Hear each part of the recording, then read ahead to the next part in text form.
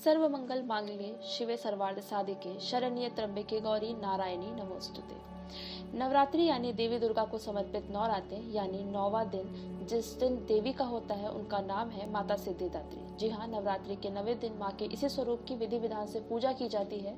तो आइए जानते हैं माँ की महिमा के बारे में। नमस्कार, आप नवरात्रि से जुड़ी ये खास कवरेज सुन रहे हैं हमारे YouTube चैनल रफ्तार पर। आगे बढ़ने से पहले अभी सब्सक्राइब कीजिए हमारे चैनल को और इस फेस्टिवल सीजन में सुनिए एक से बढ़कर एक किस्से और दिलचस्प टॉपिक पर हमारी खास कवरेज। माँ दुर्गा की 9वीं शक्ति का नाम सिद्धिदात्री है। ये सभी प्रकार की सिद्धियों को देने वाली माँ है। नवरात्रि पूजन के 9वें दिन इनकी उपासना की जाती है। इस दिन शास्त्रीय विधि विधान और पूर्ण निष्ठा के साथ साधन करने वाले साधक को सभी सिद्धियों की प्राप्ति हो जाती है। सृष्टि में कुछ भी उसके लिए अगम्य नहीं रह जाता। ब्रह्मांड पर पूर्ण विजय प्राप्त करने की सामर्थ्य उसमें आ जाती है। नवदुर्गा में माँ सिद्धिदात्री अंतिम है। माँ सिद्धिदात्री 4 भुजाओं वाली हैं। इनका वाहन सिंह है। ये कमल पुष्प पर आसीन होती हैं। इनकी दाहिनी तरफ के नीचे वाले हाथ में कमल पुष्प है। मार्कंडेय पुराण के अनुसार 8 सिद्धियां कुछ इस प्रकार हैं। 1 आड़िमा, दूसरी महिमा, तीसरी गरिमा, चौथी लागिमा, 5वीं प्राप्ति, 6ठी प्राकम्य, 7वीं ईश्वर, 8वीं वशित्व। माँ सिद्धिदात्री भक्तों और साधकों को ये सभी सिद्धियां प्रदान करने में समर्थ हैं। देवी पुराण के अनुसार भगवान शिव ने इनकी कृपा से ही इनकी अनुकंपा से ही भगवान का आधा शरीर देवी का हुआ था। इसी कारण वे लोक में अर्धनारीश्वर नाम से भी प्रसिद्ध हुए थे। प्रत्येक मनुष्य का यह कर्तव्य है कि वह माँ सिद्धिदात्री की कृपा प्राप्त करने का निरंतर प्रयत्न करे, उनकी आराधना की ओर अग्रसर हो।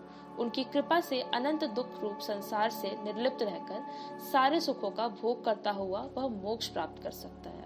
सिद्धिदात्री माँ के कृपा पात्र भक्त के भीतर कोई ऐसी कामना शेष बचती ही नहीं है जिसे वह पूर्ण करना चाहे। वह सभी सांसारिक इच्छाओं, आवश्यकताओं और स्पृहाओं से ऊपर उठकर मानसिक रूप से माँ भगवती के दिव्य लोकों में विचरण करता हुआ उनके कृपा रस पीयूष का निरंतर पान करता है। माँ भगवती का परम सानिध्य ही उसका सर्वस्व हो जाता है। इस परम पद को पाने के बाद उसे किसी भी वस्तु की आवश्यकता नहीं रह जाती। माँ के चरणों का यह सानिध्य प्राप्त करने के लिए हमें निरंतर नियम निष्ठ रहकर उनकी उपासना करनी चाहिए। माँ भगवती का स्मरण, ध्यान, पूजन हमें इस संसार की असारता का बोध कराते हुए वास्तविक परम शांतिदायक अमृत पद की ओर ले जाने वाला है। आज के युग में इतना कठिन तप जो कोई भी करता है वह माँ की कृपा का पात्र बनता ही है। अन्य 8 दुर्गाओं की पूजा उपासना शास्त्रीय विधि के अनुसार करते हुए भक्त दुर्गा पूजा के 9वें दिन इनकी उपासना में प्रवृत्त होते हैं।